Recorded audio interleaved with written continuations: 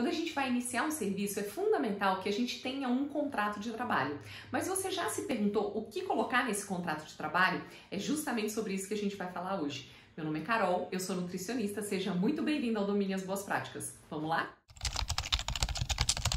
O contrato de trabalho é fundamental para que fique bem registrado, bem alinhado entre as partes, quais são as funções de cada uma dessas partes e o que foi acordado, né? Como diz o meu sábio pai, o que é acordado não sai caro. E por isso é muito importante a gente alinhar, desenhar exatamente qual que é o objeto do contrato, o prazo que vai ser realizado esse trabalho, os valores a serem pagos, as formas de pagamento, questão de rescisão, tudo isso deve ser descrito nesse contrato. A gente vai iniciar pelo objeto do contrato. O que é o objeto do contrato? O serviço que vai ser executado.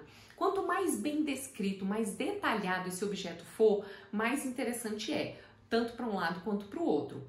Por quê? Para que fique claro quais são os serviços que vão ser prestados, o que faz parte, o que não faz parte, é super importante que esteja detalhado. Por exemplo, elaboração e implementação do Manual de Boas Práticas.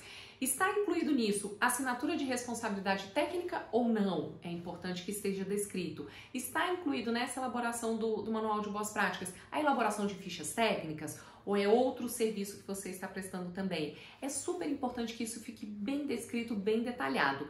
Qual é o serviço que está sendo prestado, quais são as entregas que serão feitas. Outra coisa fundamental é o prazo desse contrato. É um contrato de consultoria, por exemplo, que ele tem início e fim, que você vai elaborar um manual de boas práticas, por exemplo, no prazo de 60 dias, 90 dias, ao prazo que vai ser entregue esse trabalho. É super importante constar. Ou é um contrato de assessoria, por exemplo. A diferença da consultoria para a assessoria é justamente essa. A consultoria é um trabalho que tem início e fim, então tem um prazo pré-determinado.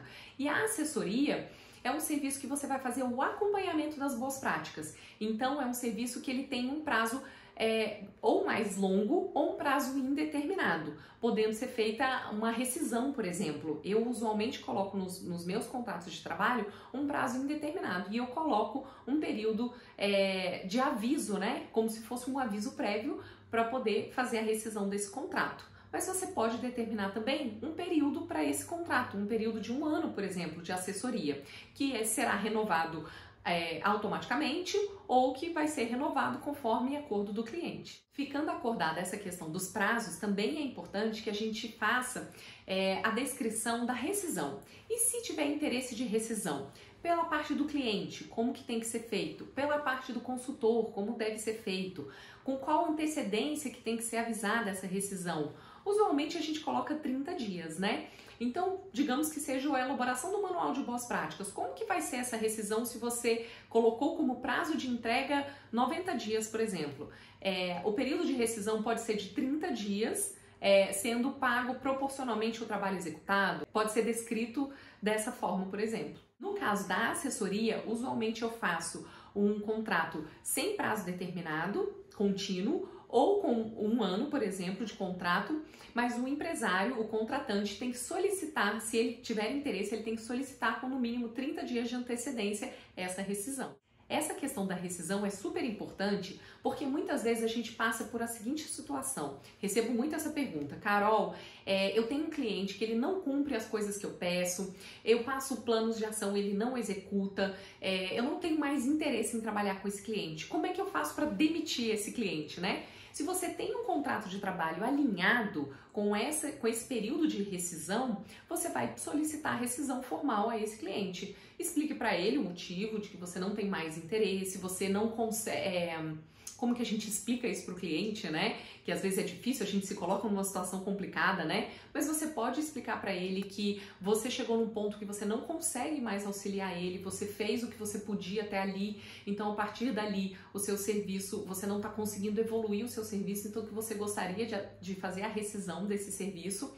Peça isso de maneira formal, né, através de uma carta de rescisão, enfim, e cumpra o prazo que você colocou lá no contrato em relação à rescisão. É importante que se cumpra esse prazo tanto do lado do empresário quanto do lado do consultor, para que se uma das partes tiver interesse em dar continuidade, né, o empresário, por exemplo, ele tem esses 30 dias para procurar outra pessoa que tenha interesse em continuar o trabalho lá dentro da unidade dele, e você como consultor, se o empresário pedir a rescisão do seu serviço, você tem condição em 30 dias de prospectar novos clientes para que você consiga novamente colocar mais um cliente na sua carteira de clientes. Uma outra dúvida muito comum que eu recebo é em relação a um empresário ou empresa que tem mais de uma unidade, 2, 3 estabelecimentos. Eu faço um contrato só ou vários contratos?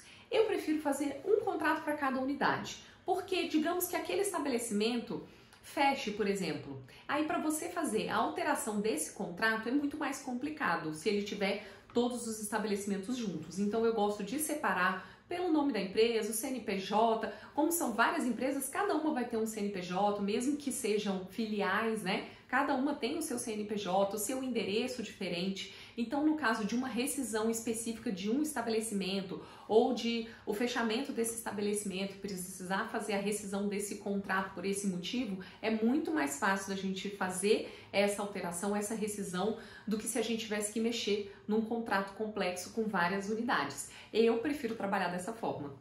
Outra dúvida super comum é sobre a assinatura de responsabilidade técnica. Quando eu assino um contrato de assessoria de um cliente, por exemplo, é obrigatório assinar a responsabilidade técnica? Não necessariamente. Tudo vai ser acordado entre o cliente e o consultor. E se houver necessidade da assinatura de responsabilidade técnica, você vai fazer a adequação dos seus horários, né, dos seus horários e dos valores que você cobra por aquela consultoria, aquela assessoria, para poder fazer a assinatura de responsabilidade técnica. E normalmente eu faço constar essa questão no contrato de trabalho, se vai assinar ou se não vai ser assinada a responsabilidade técnica também. É importante que isso fique registrado no contrato de trabalho. Por isso que é muito importante descrever as entregas, né? O objeto desse contrato, o que vai ser entregue e o que não vai ser entregue, o que faz parte e o que não faz parte, é muito importante ser colocado.